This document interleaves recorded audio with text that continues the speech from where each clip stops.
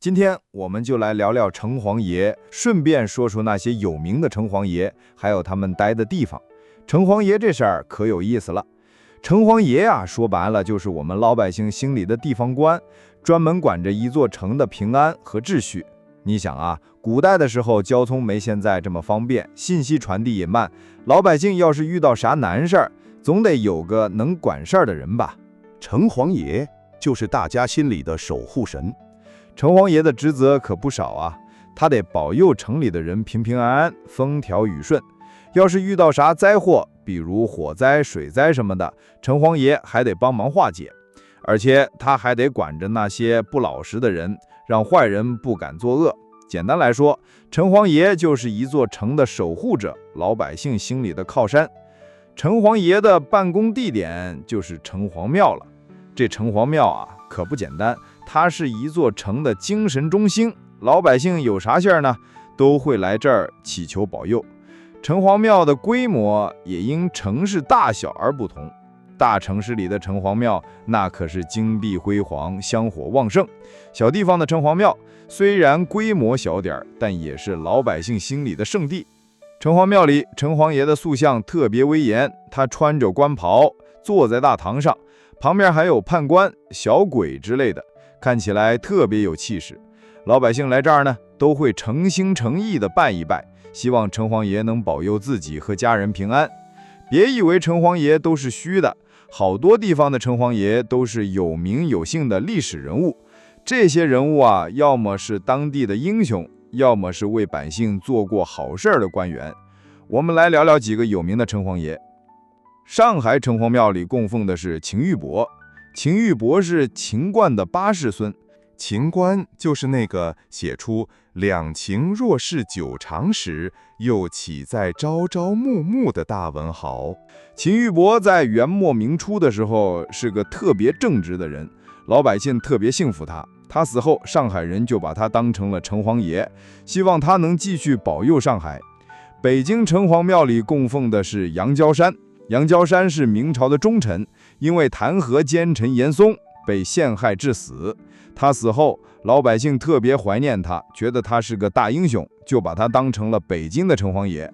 北京的城隍庙里，杨娇山的塑像特别威严，老百姓来这儿祈求保佑，都觉得特别安心。福州城隍庙里供奉的是陈文龙，陈文龙是南宋末年的抗元英雄。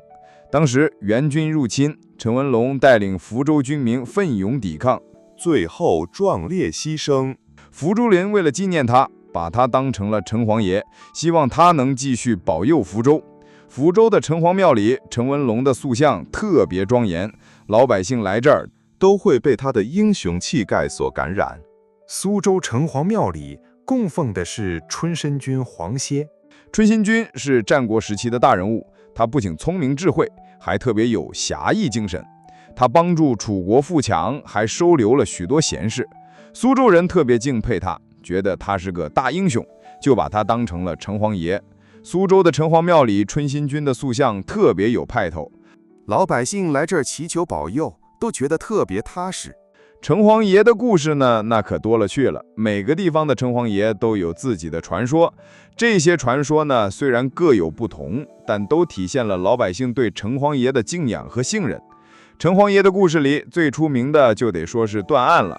传说城隍爷特别聪明，能明察秋毫，把那些复杂的案子都断得清清楚楚。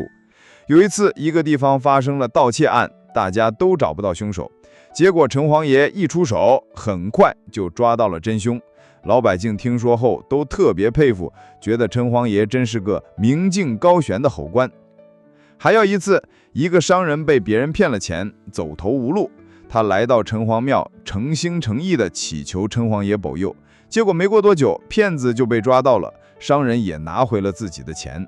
这些故事啊，虽然听起来有点神奇，但都体现了老百姓对城隍爷的信任，觉得他能主持公道，让好人有好报，坏人有恶报。除了断案，城隍爷还能保佑大家平安。有一次，一个地方发洪水，大家都特别害怕，结果城隍爷显灵了，洪水很快就退了。老百姓都说这是城隍爷保佑，才让他们躲过一劫。从那以后，大家对城隍爷的信仰就更加坚定了。还有一次，一个地方闹火灾，火势特别大，大家急得团团转，不知道该怎么办。结果城隍爷又显灵了，派小鬼来帮忙灭火，最后火灾被扑灭了，大家的财产也保住了。这些故事虽然听起来有点玄乎，但都体现了老百姓对城隍爷的敬仰，觉得他能保佑大家平安，让大家过上好日子。别以为城隍爷只是过去的事儿，现在可热闹着呢。虽然现代社会科技发达，但城隍爷的信仰仍然存在，很多地方的城隍庙依然是香火旺盛，老百姓遇到难事儿还是会来这儿祈求保佑。而且现在很多地方还把城隍庙打造成一种文化符号了，比如上海的城隍庙现在成了一个著名的旅游景点，里面不仅有传统的祭祀活动，还有各种小吃、手工艺品，特别热闹。这不仅是一种信仰的传承，也是一种文化的延续。城隍爷的意义呢，其实挺深远的，它不仅仅是一个地方官，更是一种文化的象征。城隍爷的信仰体现了老百姓对正义的追求，对平安的渴望。在古代，城隍爷是老百姓心里的保护伞；在现代社会，城隍爷依然是大家心里的一种寄托，一种对美好生活的向往。而且城隍爷的信仰还体现了一种团结的精神。在古代，大家遇到难事儿了，都会聚到城隍庙一起祈求保佑。这种团结的力量让大家都觉得，只要齐心合力，就没有过不去的坎儿。这种精神一直延续到现在，不管是在生活上还是在工作上，大家都会互相扶持，就像一家人一样。城隍爷这个从古代一直传承到现在的地方官，虽然只是一个信仰的象征，但它却承载了无数老百姓的希望和寄托。他的故事，他的传说，都让我们感受到了一种温暖的力量。希望城隍爷的信仰能一直传承下去，让大家都记住这个守护一方平安的地方官。如果你喜欢今天的内容，除了点赞、关注和分享，也可以请我喝杯咖啡哦。你的支持是我最大的动力，感谢大家的观看，我们下期再见。